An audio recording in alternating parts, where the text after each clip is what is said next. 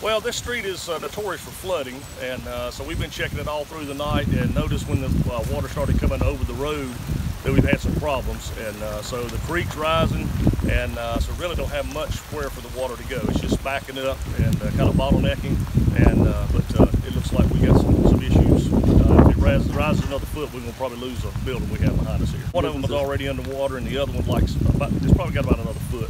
Wow. Yeah, over time, as people turns around, they get the ditches full. So what we do is we just clean the ditches back out to where it'll drain away from the building itself. It goes to its proper ditches. All right.